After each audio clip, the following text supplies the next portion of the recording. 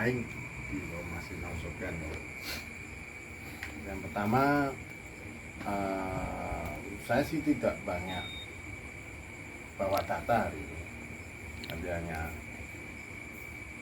mungkin Inilah suasana ngaji sejarah menjelaskan dan bahwa ini ketika Pak era Mas Pajang Hamzah yang sebagai pemetik nama Pekalongan itu belum ada. materi Nama Panembahan Pekalongan Senopati walaupun dalam di mengaji zaman sejarah Majapahit pemasukan ada yang Jumat menyebut Pahing bulan Pakalwangan Desember.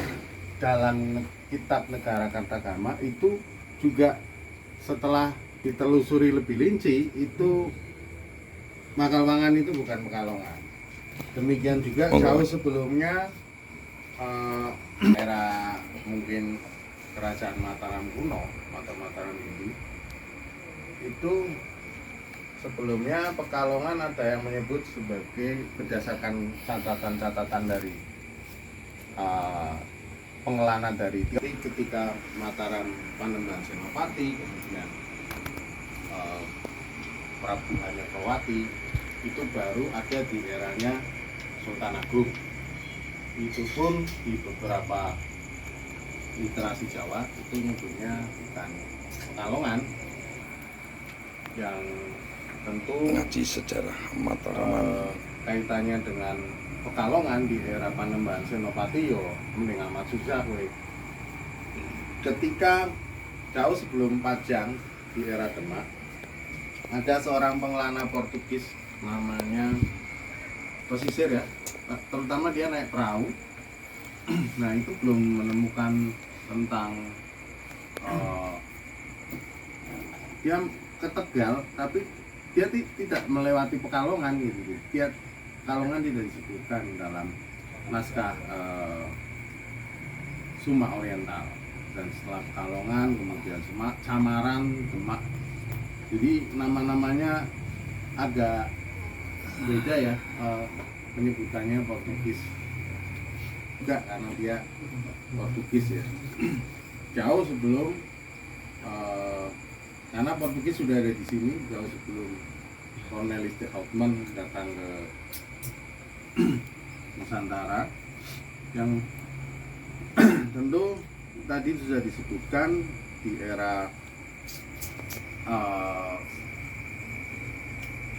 Ki Gede Pamanahan itu setelah Mentawai bisa didirikan sebuah kota itu menurut saya itu kadipaten dulu, jadi belum di eranya Ki Gede Pamanahan itu belum kerajaan, tapi masih setingkat kadipaten lah.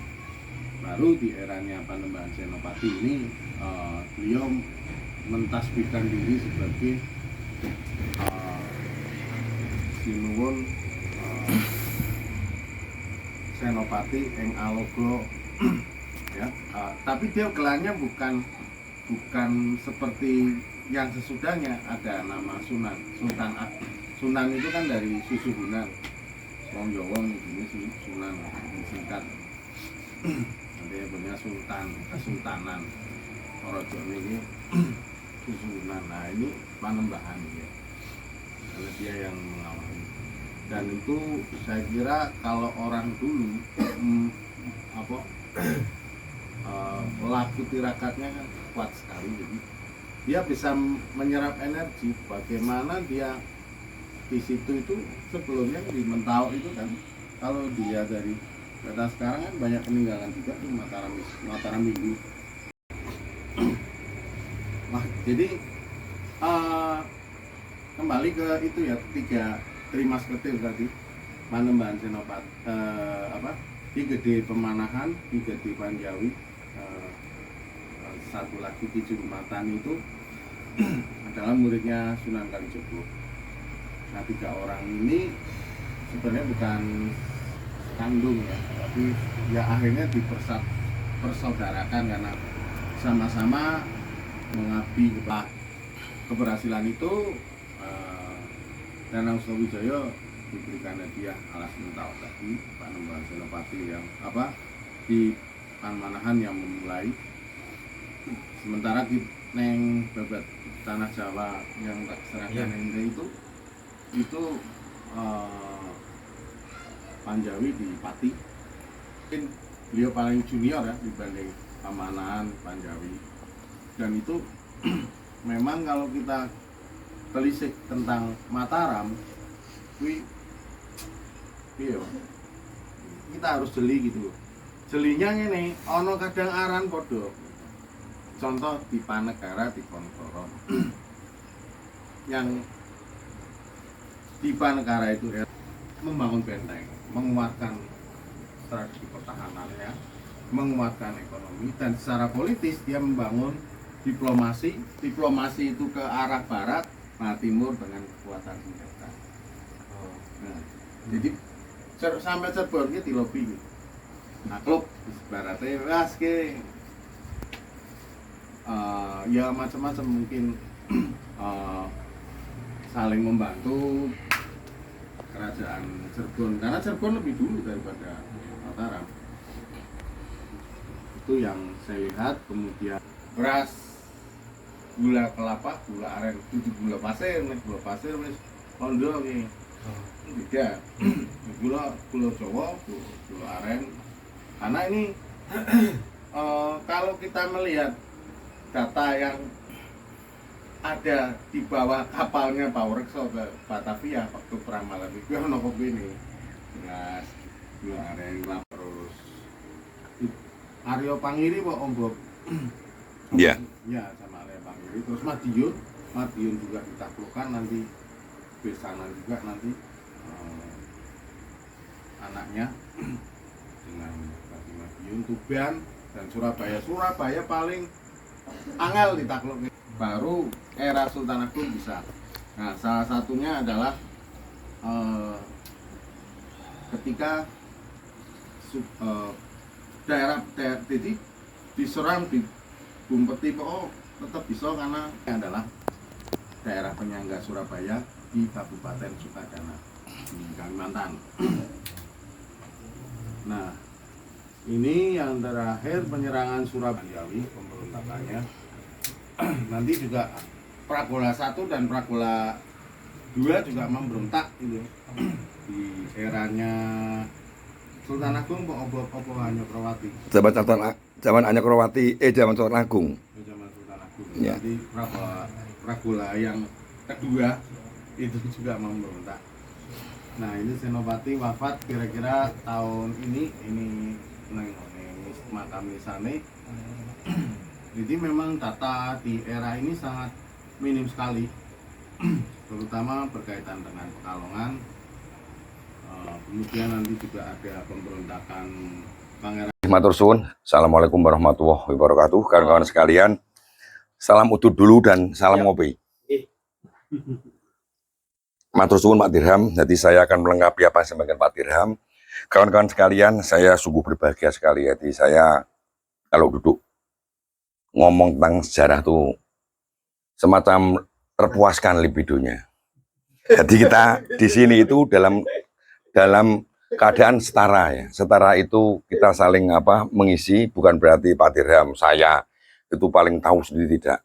Karena semakin banyak kita belajar sejarah itu semakin banyak hal-hal yang perlu diungkap. Jadi dari sinau sejarah ini kita bisa saling melengkapi harapan kita semua. Dan karena apa? Karena sejarah Jawa, terutama Mataram, Pajang, Demak itu banyak sekali data primer ya Pak Dirham ya, yang masih sangat kurang karena dasar kita tuh kadang babat serat. Dan babat itu permasalahannya, babat tanah Jawa aja misalkan ya, itu dibuat jauh setelah eranya. Dan banyak juga babat itu yang bersifat puja sastra. Puja sastra itu mengagung-agungkan junjungannya. Terlepas dari itu kan sekalian, saya akan melengkapi karena kita ini bicara masalah Panembahan Senopati. Jadi Panembahan Senopati tadi sudah diulas secara singkat oleh Pak Dirham. Namun saya akan menyoroti beberapa aspek yang berdasarkan penelusuran saya dari berbagai literatur tentunya terkait dengan Panembahan Senopati. Berbicara masalah Mataram, kita tidak bisa lepas dari Panembahan Senopati. Dan berbicara masalah Mataram, kita tidak bisa lepas dari kerajaan sebelumnya, yaitu Pajang. Berbicara masalah Pajang, kita tidak bisa lepas dari kerajaan sebelumnya, yaitu Demak. Bicara masalah Demak, kita tidak bisa lepas dari kerajaan sebelumnya. Itu apa, imperium di tanah Jawa itu saling terikat. Dan ini menarik sekali antara imperium Demak, imperium Pajang, dan imperium Mataram sendiri. Baik kawan-kawan sekalian, saya akan menyampaikan beberapa hal terkait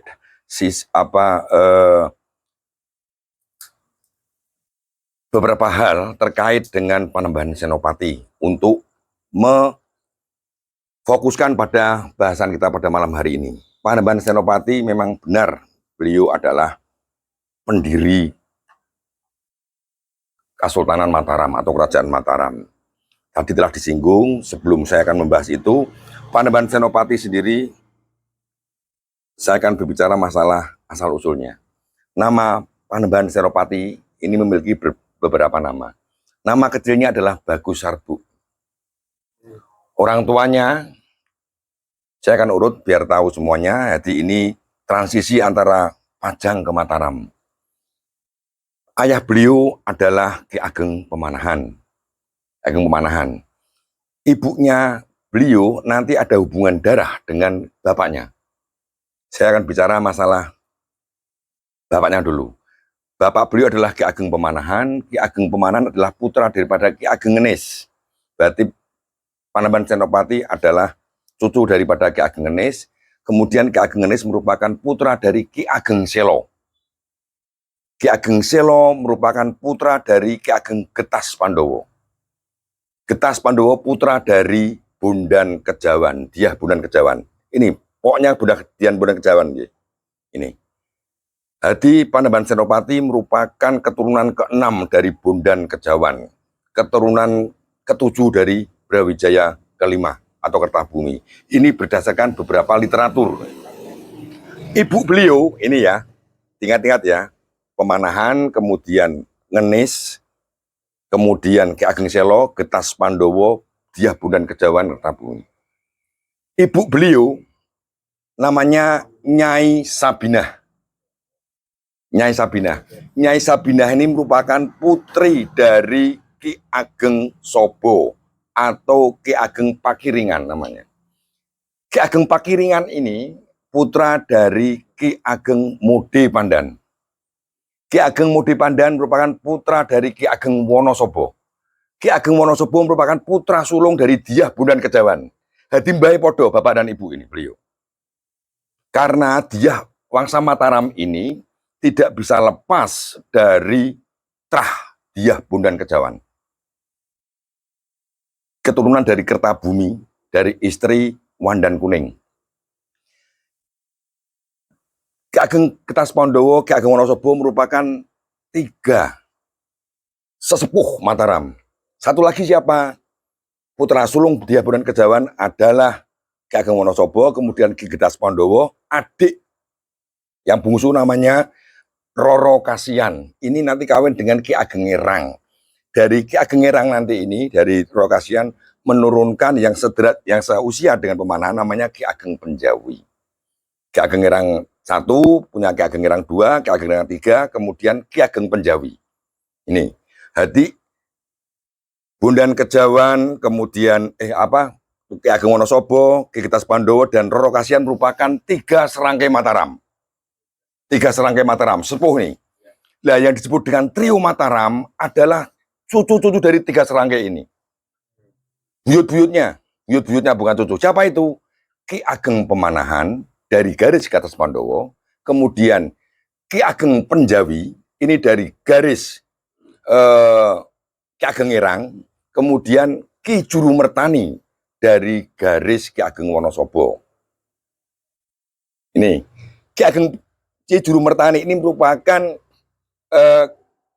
pakde dari Panembahan Senopati. Karena apa? Ibu Nyai Sabinah itu adalah adik Ki Juru Mertani. Jadi antara Ki Ageng Selo dengan Ki Ageng Mode Pandan ini berbesanan, ya, berbesanan. Ini sudah lengkap, garis besarnya seperti ini. Berbesanan. Jadi nanti putra Ki Ageng Selo, putri Ki Ageng Selo nomor 3 namanya Nyai Ageng Sobo ini kawin dengan Ki Ageng Sobo atau Ki Ageng Pakiringan punya 3 putri, Juru Mertani, Nyai Ageng Sabinah. Dan Nyai Ageng Sabinah ini kawin dengan Pemanahan. Pemanahan sendiri merupakan putra dari adiknya Ki Ageng Sobo. Siapa? Ki Ageng Nes. Jadi memang kalau ditulis seperti ini. Jadi inilah yang disebut dengan trio Mataram. Jadi Mataram itu ada 3. Serangkai Mataram dan trio Mataram. Jadi darah Panembahan Senopati ini, mbah buyutnya, ini sama, Bondan Kejawan. Dan beliau nanti disengkuyung oleh saudara-saudara dari bapaknya tadi itu. Siapa? Ki Ageng Penjawi dan Ki Juru Mertani. Kawan-kawan sekalian, beliau ini diambil anak angkat oleh Bupati Pajang. Saya nyebutnya Bupati Pajang, benar apa katakan Pak Tirham. Joko Tingkir atau Mas Karebet ini diangkat menjadi Adipati Pajang sebelum tahun 1546. 1546 ini patokannya wafatnya Sultan Trenggono. 1546 ketika ekspansi ke Pasuruan. Kira-kira 3 sampai 5 tahun sebelum Trenggono Sedo, Joko Tingkir diangkat menjadi Adipati Pajang. Adipati Pajang. Nah, ketika beliau diangkat menjadi Adipati Pajang, Traselo ini yang saya sebutkan, trio Mataram ini, Penjawi, Pemanahan, Juru Mertani, ikut semua nyengkuyung ke Pajang. Karena ini sudah diperjodohkan. Nah, kemudian Danang Sutawijaya ini diambil anak angkat oleh Hadiwijoyo. Usianya 8 tahun, menurut Babat 8 tahun. 8 tahun. Kemudian setelah Sultan Trenggono Sedo tahun 1546, kira-kira 5 sampai 10 tahun itu nanti Pajang berdiri menjadi Kesultanan Pajang. Kenapa Om Bob mengatakan seperti ini? Setelah meninggalnya Trenggono, Sultan Trenggono ini 3 tahun Demak dipimpin oleh Sunan Prawoto sampai tahun 1549. 1549 Sunan Prawoto Sedo. Di sini ada 2 kadipaten besar, yaitu Pajang sama Njipan Panolan. Siapa Njipan? Aryo Penangsang. Perseteruan antara Pajang sama Aryo Penangsang inilah terjadi, kalau menurut buku ini kira-kira Pajang itu berdiri tahun 1550, ada yang menyebutkan 1561. 1560 lah, karena nanti Mentawai itu diberikan tahun 1561. Ini, jadi kira-kira antara periode saja 1555 sampai 60 itu Pajang menjadi Kesultanan Pajang. Ini, Pajang berdiri. Pajang menjadi sultan dan beliau Panembahan Senopati ini menjadi anak angkat dan diberi nama Ngabehi Loreng Pasar. Mengapa disebut Ngabehi Loreng Pasar? Karena tempat tinggal Pemanahan itu ada di sebelah utaranya Pasar Pajang. Pasarnya masih ada, namanya lupa saya. Beliau juga diberi nama Danang Sutawijaya oleh Sultan Hadiwijoyo. Sutawijaya ini salah satu guru daripada Joko Tingkir, namanya Ki Ageng Majasto Sutawijaya. Ini berhenti terlalu panjang nanti Om Bob kalau ngomong banyak ya. Kawan-kawan sekalian, Sultan Hadiwijoyo itu memerintah sampai tahun 1586. 1582. Sedonya Sultan Pajang itu 1582. 7 tahun sebelum Sultan Hadiwijoyo wafat, ayah Panembahan Senopati wafat dulu. Tahun 1575, Ki Ageng Pemanahan Sedo. 7 tahun setelah itu, Sultan Hadiwijoyo Sedo. Ketika tahun 1575, Pemanahan Sedo, ditunjuk dan direstui Danang Sutawijaya ini menjadi penguasa Mataram oleh Sultan Hadiwijoyo. Inilah, antara 7 tahun ini, terjadi penghimpunan kekuatan dari persiapan dari Panembahan Senopati atau Danang Sutawijaya untuk mulai membalelo dengan Pajang. Beliau hanya sowan 1 kali dalam 7 tahun. Dalam 7 tahun ini terjadi hubungan yang tidak baik antara Pajang dan Mataram.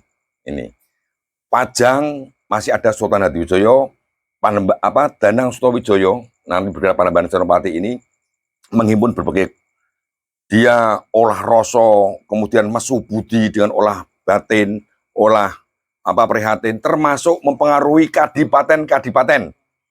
Salah satu contohnya adalah ketika Sultan Hadiwijoyo masih sugeng, Panembahan Senopati sudah mulai berani. Salah satunya adalah mencegat Mantri Pemajakan Kedu dan Bagelen yang akan setor pajak ke Pajang, dibelokkan, tidak boleh setor pajak ke Pajang, tapi kepada Mataram. Ini. Intinya, puncaknya itu puncak dosa besarnya Panembahan Senopati atau Danang Sutowijoyo kepada Pajang ini, dan sikapnya ini menimbulkan amarah dari Sultan Pajang, yaitu ketika Danang Sutowijoyo membebaskan tahanan Pajang. Siapa tahanan Pajang? Namanya Tumenggung Mayang. Tumenggung Mayang ini adalah salah satu panglima tentara Pajang yang memiliki kesalahan karena putra Tumenggung Mayang yang bernama Raden Pabilan ini masuk ke dalam keputren Sekar Kedaton, putrinya Sultan Pajang. Tumenggung Raden Pabilan itu dihukum mati, Tumenggung Mayang dihukum buang di Semarang, namun dibebaskan oleh Panembahan Senopati. Inilah puncak kemarahan Sultan Pajang, sehingga ada yang menyebut Pajang luruk ke Mataram nanti bertempur, namun sebetulnya ada juga yang mengatakan tidak sempat bertempur karena ada bencana Gunung Merapi meletus itu di Prambanan. Intinya tahun 1582 Hadiwijoyo Sedo, ini Pajang dipimpin oleh Aryo Pangiri 3 tahun. Aryo Pangiri adalah menantunya Sultan Pajang. Kemudian Pangeran Benowo. Setahun, Pangeran Benowo adalah putra kandung dari Sultan Hadiwijoyo dan merupakan adik angkat yang sangat dekat dengan Panembahan Senopati, dengan Danang Sutowijoyo. Sangat dekat hubungannya. Bahkan antara Pangeran Benowo dengan Panembahan Senopati nanti berbesanan. Lah ini besannya ini. Putra Pangeran Benowo, Dyah Banowati kawin dengan Mas Dulang adalah putra daripada Panembahan Senopati. Ini ya. Jadi ketika Pangeran Benowo nanti bersatu padu antara Pangeran Benowo, Pajang, Jipan Panolan dan Mataram bersatu menggulingkan Aryo Pangiri, Pangeran Benowo menjadi Sultan Pajang hanya 1 tahun, 1586 sampai 1587. Ketika Pangeran Benowo dinobatkan menjadi Sultan Pajang, Panembahan Senopati merestui dan pulang ke Mataram. Saat itulah beliau menobatkan diri menjadi Raja Mataram dengan gelar Panembahan Senopati. Dia tidak menggunakan nama Sultan karena menghormati ayah angkatnya yaitu Sultan Hadiwijoyo dan menghormati adiknya Pangeran Benowo yang menjadi Sultan di Pajang. Ini siasat juga buat Panembahan Senopati. Panembahan Senopati tidak menggunakan nama Sultan, tidak menggunakan nama Sunan karena Pajang masih berdiri. Masih ada Pangeran Benowo. Tahun 1587 Pangeran Benowo pergi dari Pajang kosong. Pajang kosong baru nanti salah satu setelah mengetahui itu ya, beberapa hal yang menjadi PR besar dari Panembahan Senopati di awal Mataram, tadi telah disebut oleh Mas Dirham. Yang pertama adalah mencari keberadaan adik angkatnya. Siapa itu? Pangeran Benowo. Pangeran Benowo itu pergi kemana-mana nggak ada yang tahu. Yang diutus untuk melaporkan bahwa Pajang ini kosong, salah satu pengikut penderek dari Pangeran Benowo namanya Atmo Arsantiko. Ini Atmo Arsantiko ini nanti besarnya menjadi Ki Gede Sebayu Tegal. Ini pasti ini. Ini diperintah oleh Pangeran Benowo.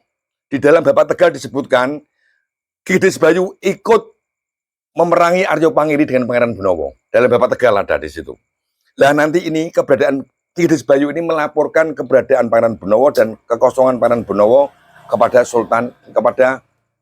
Panembahan Senopati di Mataram. Dan nanti setelah menghadap Panembahan Senopati, beliau diperintah untuk menuju ke perbatasan Cirebon. Mana itu Tegal untuk Bapak Tegal. Jadi kebijakan politik Panembahan Senopati kebrang kulon itu perluasan wilayah dengan negosiasi dengan Cirebon nanti termasuk salah satunya. Jadi yang dibabat di tanah pesisir ini pertama kali antara Kendal sampai ke Tegal, Tegal dulu. Pemalang sudah ada, nggak perlu dibabat karena di era Pajang Pemalang sudah ada, Kadipaten Pemalang. Jadi paling tua Pemalang secara administratif pemerintahan Pemalang, kemudian Tegal, kemudian Kendal, Alas Roban, baru Pekalongan. Pekalongan kali dewe. Itu pasti itu menurut saya. Kita kembali ke awal-awal Panembahan Senopati. Panembahan Senopati langkah pertama adalah mencari keberadaan Pangeran Benowo, akhirnya ditemukan di Gua Kukulan. Namun beliau tidak berani, keberadaan sudah diketahui, nggak mau diajak ke Mataram, cuma mengutus utusannya yaitu Ki Bahu. Siapa Ki Bahu? Inilah Ki Gede Cempaluk, bapak dari Bawurkso. Nanti yang babat Kendal sama babat Roban ini, Cempaluk ini. Jadi Panembahan Senopati sangat familiar dengan pengiring-pengiring Pangeran Benowo. Ki Bahu, Ki Wiro, Pak Kiai Murtado, Kiai Hamzah, satu lagi Atmo Arsantiko Gedis Bayu. Ini, jadi Panembahan Senopati sangat familiar dengan penderek-penderek Pangeran Benowo karena ini sangat dekat dengan Pangeran Benowo, dengan putra mahkota Pajang, dengan Sultan Pajang terakhir, dan malah besanan ini. Kita berhenti di sini. Langkah kedua dari Panembahan Senopati adalah penaklukan kadipaten-kadipaten ex Pajang yang melepaskan diri. Kebanyakan adalah kadipaten di Berang Wetan. Ya, ini langkah pertama, beliau minta mediasi Sunan Giri Parapen di Mojokerto. Berkumpul antara Panembahan Senopati didukung oleh kadipaten-kadipaten awal. Mana kadipaten awal? Yaitu Pajang, Demak, Pati, Grobogan, itu kadipaten awal penyokong utama Mataram. Berhadapan dengan kadipaten-kadipaten Mojokerto, Madiun, Purboyo, Wengker, Surabaya, Madura, ditengahi oleh Sunan Giri Parapen. Akhirnya win-win solution, dipimpin Kadipaten Berang Wetan itu dipimpin oleh Adipati Surabaya, yang sangat kuat sekali itu. Akhirnya win-win solution, Adipati Surabaya memilih isi, Panembahan Senopati memilih wadah. Wadah itu ya negaranya. Akhirnya selesai, bubar, disetujui menjadi Raja Mataram oleh Sunan Giri Parapen. Langkah-langkah pertama adalah penaklukan, Mojokerto semua dihabisi semua. Yang paling kuat sebelum beliau menaklukkan Berang Wetan, menaklukkan yang dekat dulu. Jepara dihancurkan dulu oleh Jepara, itu kuat sekali. Di bawah Raja Jepara, pengganti Ratu Kalinyamat, yaitu Panembahan Aryo Jeporo. Rajanya Aryo Jeporo itu terkenal dengan bedahing Kalinyamat. Kalinyamat jatuh. Kemudian beliau menaklukkan sampai penaklukan itu sampai tahun 1590. Madiun itu 1590.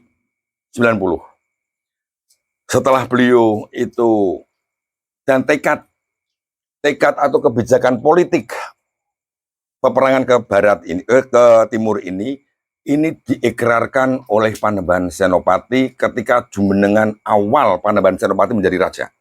Ketika Panembahan Senopati tahun 1586 menjadi raja, saudara-saudara dan anak-anaknya ini diangkat, diberi gelar kebangsawanan. Yang menarik, gelar-gelar kebangsawanan adik-adik sama anaknya ini adalah mengambil nama-nama kadipaten di Berang Wetan. Contohnya adiknya yaitu Raden Santri itu mendapat gelar kebangsawanan Pangeran Singosari. Kemudian anaknya yang dari istri Hiring Joko Umbaran diberi gelar Purboyo. Kemudian anaknya lagi diberi gelar Puger. Pangeran Puger, ini anak Kentul Kejuruan Puger. Kemudian lagi Purboyo. Purboyo itu mana? Purboyo itu nama lain dari Madiun. Purboyo, Kadipaten Purboyo namanya. Kemudian Puger. Puger itu sekarang di daerah ibu kota, sekarang menjadi daerah kecil di Jember, Tupuger namanya. Singosari adalah Malang.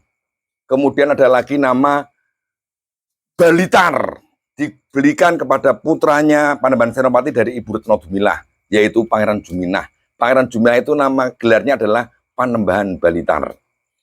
Ini nama-nama ini merupakan bentuk komitmen dari Panembahan Senopati bahwa wilayah-wilayah itu harus dalam kekuasaannya. Karena itu adik-adiknya semua, kamu harus di bawah saya. Itu dibuktikan dengan penyerangan-penyerangan. Terakhir Purboyo itu jatuh.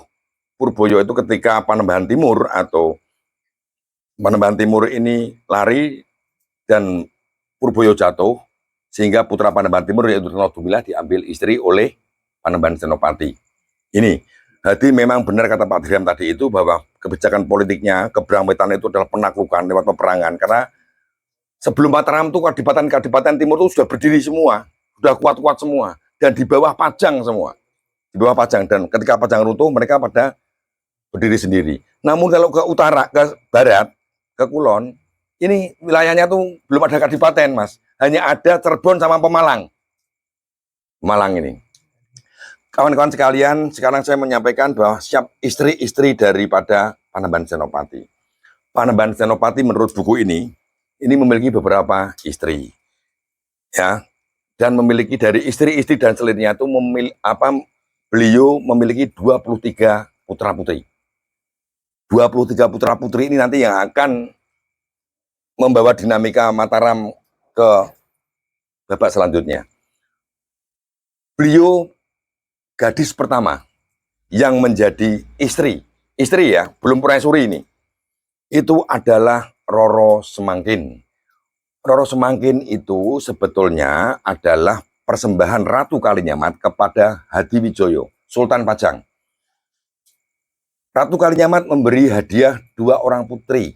Putrinya Pangeran Prawoto, namanya Semangkin sama Prihatin. Ini diberikan kepada Sultan Wijoyo, namun masih kecil, 10 sampai dan 8 tahun usianya. Oleh Hadiwijoyo, gadis ini disuruh mengasuh pemanahan, tinggal serumah dengan pemanahan, tentunya serumah juga dengan Panembahan Senopati. Karena hidup serumah, mereka sama-sama beranjak dewasa, akil balik, weting terkenal jalan Sangokulino, Semangkin ini jatuh cinta dengan Panembahan Senopati, dengan Raden Mas Rolling Pasar. Akhirnya dilaporkan pada pemanahan, malah suruh ngawinkan ini. Coba kalau bukan anak angkatnya sudah dibunuh oleh Hadiwijoyo pasti. Karena ini gadisnya calon istrinya Sunan Hadiwijoyo. Semangkin. Dari Semangkin ini nanti lahir Raden Ronggo. Raden Ronggo ini paling satu ini. Kematiannya juga misterius. Ini nanti juga terkait dengan persaingan hegemoni kekuasaan ini, pengaruh. Yang kedua, beliau juga punya nama istri namanya Nyai Adisoro. Nyai Adisoro ini sangat misterius. Om Bo pernah membaca Nyai Adisoro itu adalah Raden Ayu Prihatin, adik dari Semangkin. Dari Ratu Adisoro ini memiliki putri sulung bernama Roro Pembayun. Roro Pembayun ini putrinya Panembahan Senopati yang nanti kawin dengan Ki Ageng Mangir Wonoboyo III. Ini yang nanti meninggal dunia, Mangirnya nanti yang nanti menjadi bagian dari tipu muslihat Panembahan Senopati untuk menaklukkan Mangir. Dikirimlah putrinya Panembahan Senopati bernama Pembayun untuk memikat hati Ki Ageng Mangir, Ki Ageng Mangir Wonoboyo. Nanti lahir putri satu namanya Bagus Maduseno yang akan menurunkan adipati-adipati Panjer. Panjer itu Kebumen. Lewat Bagus Bodronolo. Nanti akan menurunkan Trah Kolopaking ini nanti. Dari Panembahan Senopati. Kemudian putri kedua dari perkawinan Panembahan Senopati dengan Adisoro ini adalah Raden Kentul Kejuron. Dan ini semakin menguatkan Umbo bahwa Adisoro itu dari Trah Demak. Kenapa?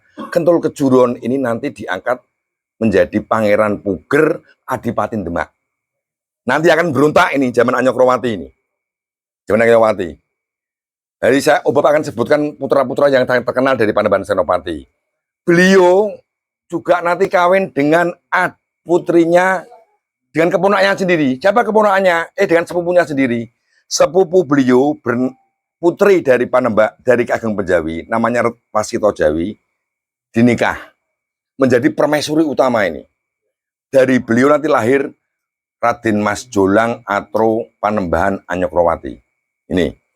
Kemudian beliau nanti juga mengangkat permaisuri kedua atau Ratu Wetan. Siapa Ratu Wetannya? Ratu Kulonnya adalah Wasito Jawi, Ratu Wetannya adalah Retno Dumilah. Beliau wajib mengawini. Karena apa? Raja itu harus mengawini beberapa putri dari trah keturunan ini. Rembesing Traing Kusumo Rembesing Madu dari trah Demak. Dia harus mengawini ini karena untuk menyatukan dengan trah Demak, yaitu mengawini Retno Dumilah. Dari Retno Dumilah nanti memiliki 3 putra. Yang pertama adalah Raden Mas Julik atau Pringgoloyo nih kalau saya Pringgoloyo atau Martoloyo, Om Bob lupa. Yang kedua ada Raden Bagus. Ini juga Raden Bagus ini nama kecil dari Pangeran Juminah atau Panembahan Balitar. Yang ketiga, Raden Kinintren Martoloyo. Kinentren Martoyo. Itu putra Panembahan Senopati. Ini putra putra. Kemudian ada lagi beliau kawin dengan putrinya Ki Ageng Giring jauh sebelum menjadi raja, yaitu Niken Purwosari, putri dari Ki Ageng Giring III Kertonadi. Nanti lahir Joko Umbaran, besarnya diberi gelar Pangeran Purboyo atau Banteng Mataram. Ini putra Panembahan Senopati.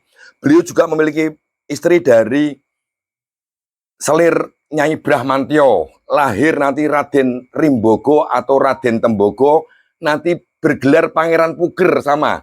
Jadi Panembahan Senopati memiliki putra yang 2 putra yang namanya Puger semua. Kenapa namanya Puger? Karena Puger yang pertama itu dicopot gelarnya karena berontak di zaman Anyokrowati, diberikan kepada kawan-kawan sekalian. Perebutan kekuasaan ini terjadi gara-gara raja-raja Jawa Mataram itu memiliki banyak, salah satunya ya, memiliki banyak permaisuri dan selir. Lah raja itu mengawini putri-putri itu tidak hanya sekedar nafsu atau mengumbar itu, tapi untuk memperkuat melegitimasi kekuasaan. Panembahan Senopati kawin dengan Trah Demak, kawin juga dengan Trah Kajoran. Nanti lahir Trah Kajoran. Nanti lahir dari Trah Kajoran ini lahir Pangeran Betotot atau Pangeran Raden Joyorogo. Joyorogo ini menjadi Adipati Ponorogo, nanti berontak di zaman Anyokrowati. Di zaman Anyokrowati itu ada 2 perutaan dari Raden Mas Puger. Jadi kakak-kakaknya Anyokrowati nanti berontak. Yang satu adalah Pangeran Puger, yang kedua adalah Raden Joyorogo, Adipati Ponorogo. Jadi Panembahan Senopati itu mengawini beberapa putri dari garis keturunan, dari Kajoran ada, dari Giring ada, karena mereka memiliki garis keturunan yang sama-sama kuat untuk memperkuat. Di samping untuk memperkuat kedudukan beliau, dan juga dalam rangka apa? Membangun aliansi agar Mataram tidak diserang oleh beberapa trah tadi itu. Ini salah satu politik perkawinan daripada Panembahan Senopati, walaupun nanti keturunan-keturunan dari beberapa istri itu nanti akan menimbulkan perpecahan di dalam Mataram sendiri. Karena saling berebut. Di awal-awal Mataram, di awal Panembahan Senopati masih bisa diredam karena masih ada sesepuh-sepuh Mataram. Tapi ketika sesepuh Mataram sudah sedo, di era Sultan Agung, pasca Sultan Agung, perpecahan Mataram tidak bisa dibendung lagi. Dan putra Panembahan Senopati yang paling tua dan paling lama hidup dan masih menangi hancurnya Mataram, Pleret, itu adalah Pangeran Purboyo.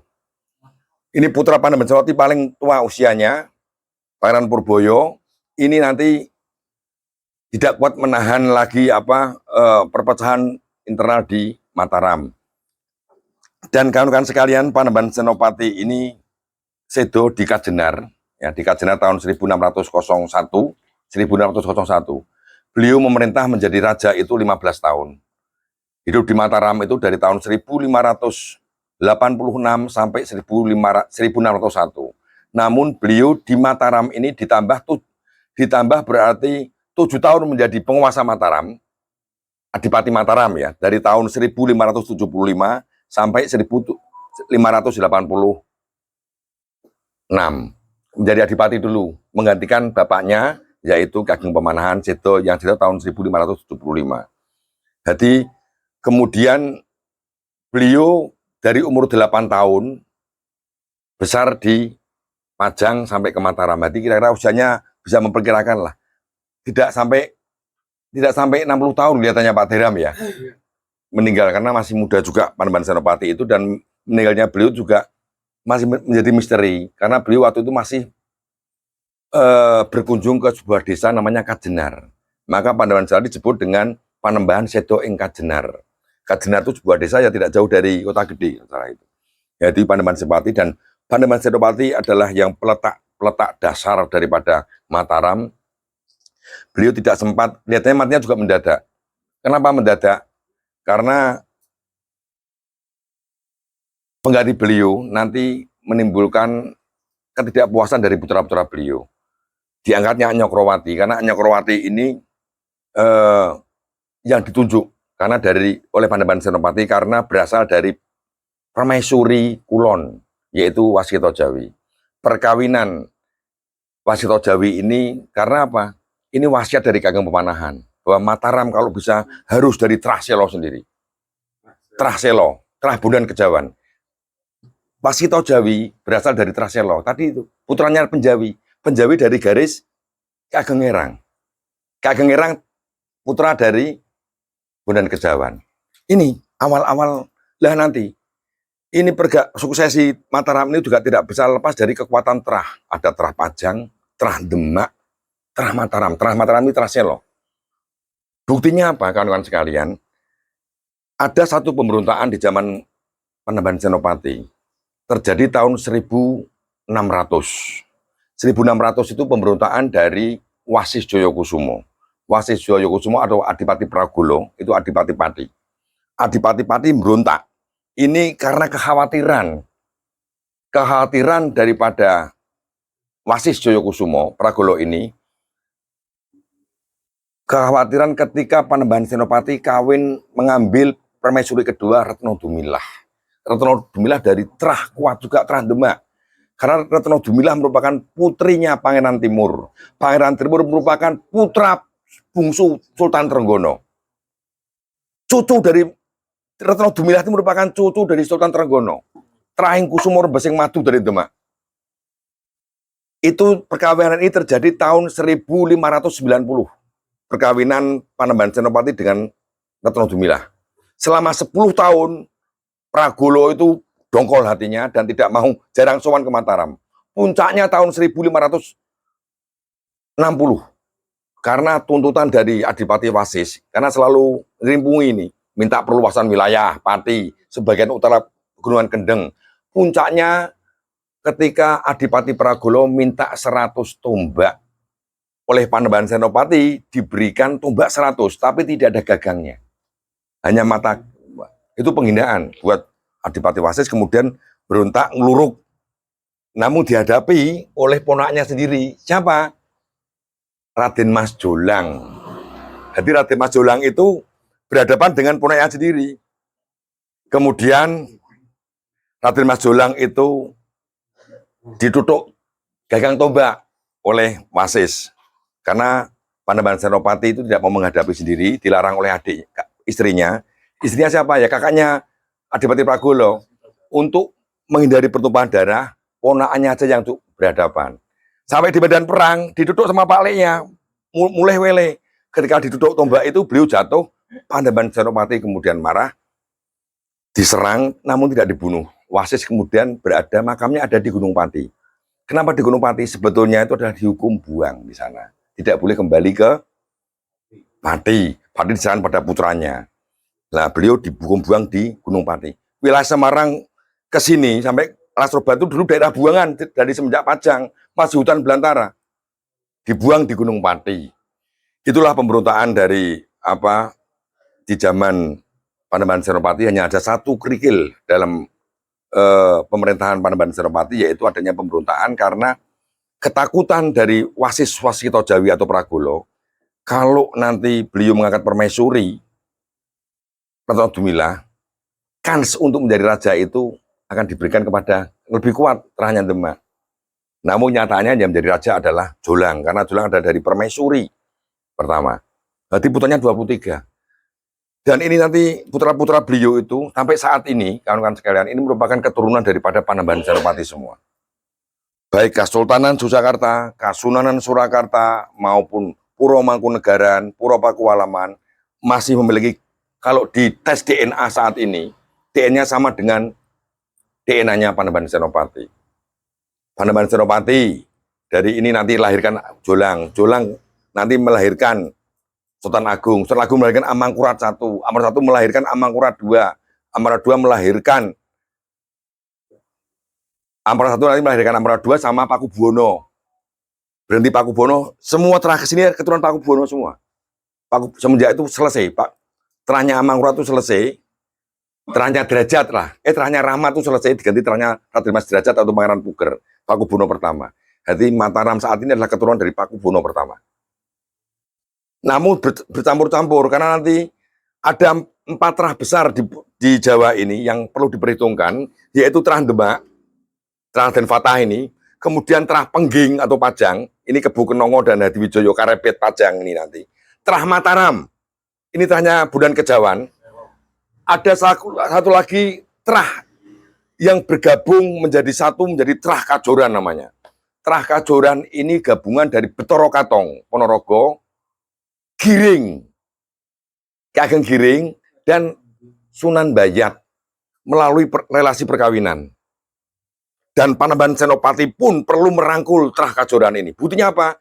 Beliau mengambil salah satu istrinya, putrinya Panembahan Agung Kajoran, yang nanti melahirkan Raden Betotot atau Joyorogo tadi itu. Kemudian nanti beliau juga perlu kawin dengan Giring, Niken Purwosari tadi itu, putranya Ki Giring, dikawin semua. Ini ada 4 terah. Sebentar lagi satu lagi terah Mangir. Namun saya juga sama seperti Pak Dirham, masih blank dengan Mangir. Saya nggak berani mengupas Mangir. Karena Mangir itu saya masih ragu. Meragunya tuh data primernya saya tidak memiliki. Walaupun itu sekedar babat ya, babat Mangir itu masih takut untuk membahas Mangir. Saya hanya membahas keturunannya Mangir di Panjer itu. Saya sudah runtut ke sana. Dan Panembahan Senopati lagi itulah yang menurunkan kuasa Mataram sampai saat ini. Jadi kuasa Mataram keturunan dari Kesultanan Yogyakarta, Kasunanan Surakarta, Puro Mangkunegaran, ini gen DNA-nya, DNA Panembahan Senopati. Dan itu jamin.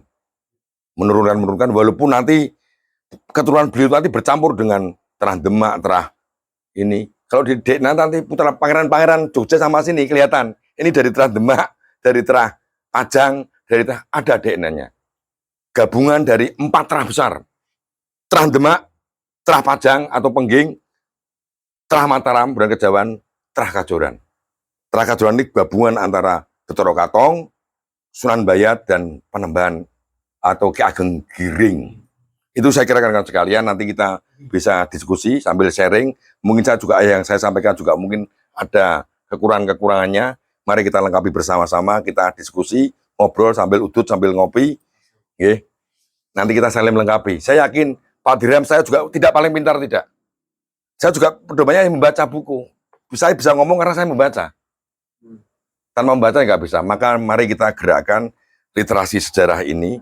Kita manfaatkan kemajuan teknologi informasi lewat HP-HP ini banyak. Namun kalau lewat Google itu harus cari sumbernya yang valid, Recovid ya, itu mending lah. Karena banyak juga yang data yang menyesatkan di Google maupun YouTube ini. Itu saya kira rekan sekalian. Matur suwun. Assalamualaikum warahmatullahi wabarakatuh. Mari kita lanjutkan diskusi dengan forum dialog bersama-sama. Wali agama. Jadi ketika Panembahan Senopati itu sudah menggunakan mitologi dalam tanda kutip. Iya. Contohnya Nyi Roro Kidul kan seperti itu. Makanya sampai sekarang di Keraton Solo maupun Keraton Jogja itu masih ada menara-menara. Sangga Buwono ya. Tempat bertemunya itu. Karena memang Panembahan Senopati itu tirakatnya itu kuat. Ya. Tapi kalau di dalam sejarah yang sampai ini, walaupun mungkin itu berbeda nih, karena sudut pandang kayak Panembahan Senopati menciptakan apa itu namanya parang Iya. Parang Barong kan gitu kan. Kalau di dalam Google itu kan hasil dia ketika beliau itu bersemedi di Parangkusumo terus menghasilkan motif tersebut. Walaupun itu ketika saya ke Romo Manu, kebetulan tesis saya itu kan tentang Parang, Iya. itu dibantah karena dibantah bahwa Parang. Jadi ketika Panembahan Senopati itu mulai terjadi, itu ini beberapa orang ya mengatakan kayak kebudayaan itu kebudayaan apa itu namanya umum itu diambil menjadi kebudayaan Brahmana, kebudayaan kerajaan, salah satunya batik. Iya. Artinya ketika saya mengatakan batik larangan itu, saya ke Romo Manu, kebetulan sumber saya satunya Romo Manu, itu dibantah bisa-bisa. Nah, kerajaan itu udah punya batik, jadi yang mengambil batik itu para Brahmana, bukan kerajaan. Kerajaan itu jadi legitimasi itu tidak hanya masalah apa itu namanya sebutan, galak, mentor dan sebagainya, tapi juga kebudayaan. Sesi Jenar yang kemudian berlawanan dengan Wali Songo. Iya. Nah itu itu kan cerita-cerita seperti itu kan sendiri-sendiri, Mas. Oke. Ada beberapa versi gitu. Tinggal kita mengambil rekonstruksi yang mana. Kayak tadi kan Kebo Kenongo, Kebo Kanigoro, kuburannya ada di di Boyolali. Saya kebetulan pernah ke sana. Tapi juga di sisi lain di Ponorogo dia disebut dengan Bataro Katong. Saya juga pernah ke sana gitu loh. Di Bataro Katong apa itu kuburan Bataro Katong itu yang menyebutnya Kebo Kanigoro gitu. Jadi terkadang sejarah itu dia mengambilnya dari sumber yang mana dulu gitu loh. Oke. Ketika kita ke forumnya forum ilmiah, itu kita kalah. Seperti itu karena itu kan sumbernya sumber minor gitu loh. Nah itu yang berkembang di masyarakat, sama seperti yang saya sampaikan tadi, motif-motif batik itu. Batik itu juga memang berkembangnya pada Mataram, tetapi ketika saya ketemu Romo Manu dibantah semua itu. Sumbernya kayak batik itu berasal dari Ambatite. Sebetulnya enggak, itu batik itu adalah niruktanya itu Sapatika, kata dasarnya tika. Tika itu adalah apa itu namanya kain yang sakral gitu. Makanya di dalam patung-patung itu banyak motif-motif dan itu patung yang apa itu sebenarnya yang kayak sebetulnya antara VOC kemudian nanti pemerintah kolonial Belanda itu tidak ikut campur dalam masalah-masalah sosial yang terjadi di masyarakat. Artinya bahwa VOC maupun kolonial Belanda itu tidak terjun langsung ke masyarakat feodal Indonesia, Jawa khususnya. Kenapa? Karena justru VOC ini nanti menggunakan ataupun nanti pemerintah kolonial menggunakan pejabat-pejabat pangkreh praja itu untuk kepentingan mereka. Contoh yang paling gampang adalah masalah sistem tanam paksa, culture stelsel atau cultivation system. Itu pejabat-pejabat Belanda itu tidak langsung terjun ngurusi sistem tanam paksa, tapi justru yang ngurusi adalah para bupati, kemudian nanti sampai ke masyarakat sistem tanam paksa.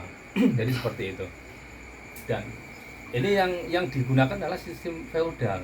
Nah, dulu pernah ketika masa Raffles 1811 sampai 1816 diperkenalkan sistem Eropa, sistem sewa tanah. Jadi diperkenalkan sistem uang. Dan masyarakat kita pada abad ke-19, awal 19 itu belum mengenal uang seperti sekarang, atau belum mengenal uang lah ya, sebagai alat pembayaran yang umum digunakan pada waktu itu. Sehingga apa?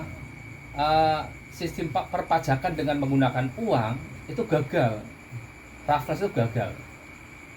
Jadi lungguh, kayak bengkok ya sekarang, itu dihapus diganti dengan sistem gaji. Ternyata gagal. Gagalnya gimana?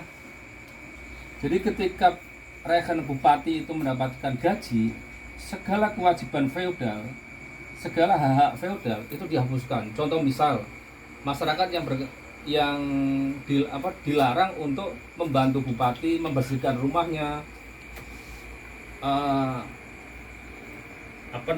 kemudian mengiring, mengawal, dan seterusnya, di mana dalam gitu. Karena memang biasanya kan Om Anis yang menuturkan bla bla bla bla bla bla bla bla bla bla bla. Kok biasanya baru 2 kali Om biasanya? Ya kan itu biasanya Om. Ya kan? Ping telu, Ping telu. musim Siji loro telu papat jenengan papat. Ya nanti biar kondusif lagi ya kan. Biar bisa kondusif lagi, nanti bisa didiskusikan bareng lah mengenai penambahan senopati yang bagaimana ya kan. Mungkin apalagi seperti saya, seperti Mas Jilan, teman-teman shotgun yang barulah agak ngeblank kayak gitu kan, apalagi mengetahui nama-nama dari tadi para silsilahnya ya kan. Maka saya kok ada istilah ini sih, kan intinya hal-hal seperti itu bermunculan dalam pandangan bayangan saya kayak gitu kan. Nanti yang di luar mohon maaf banget belum bisa berpendapat, mungkin nanti bisa dikondisikan lagi oleh moderator. Nanti moderatornya akan beralih ke Mas Andika. Ini suasana ngaji masukan yang Ya, beralih. sangat Nanti dinamis, biar teman-teman bisa berpendapat saling bareng, bertukar bisa pikiran, bareng apa yang diketahui nambah sebelumnya, wawasan cakrawala bisa sejarah mengetahui, kawan-kawan sejarah wawasan kita Kota orang. Pekalongan. Sebelumnya teman-teman Sogan minta maaf, mungkin nanti berbenah lagi karena Yuk nggak memang berpendapat sekarang bagaimana ini? bisa dikatakan ini mulai dari awal lagi, bisa dikatakan ini mulai dari awal pada tahun 2018 karena itu gelar besarnya kita orang mendatangkan Ki Agus Sunyoto. Habis itu sudah lama vakum lagi, mungkin nanti bisa tadi mau siaroh bareng kayak kolektif bareng kayak mau gimana, monggo di sini biar rasa persaudaraan lah biasanya gitu kan, dari berbagai macam kalangan, entah spiritual, entah sains, entah apa. Abang esok mangkat, aku siap. Wong 5, wong 4. Siap. Mas Tova terima kasih ya Mas. Ilmu baru yang bisa kita resapi bersama, kita bisa jadi acuan kita untuk berpikir lebih mendalam. Dan kami dari Sogan mengucapkan terima kasih kepada seluruh rekan-rekan yang sudah hadir dalam kegiatan ngaji Mataram, ngaji sejarah era Mataram ini. Kami juga mohon maaf sebesar-besarnya mungkin kalau ada kekurangan mungkin dalam hal tempat, suasana, dan kurang lebihnya seperti itu. Kami dari panitia pamit undur diri. Assalamualaikum warahmatullahi wabarakatuh. Waalaikumsalam warahmatullahi wabarakatuh.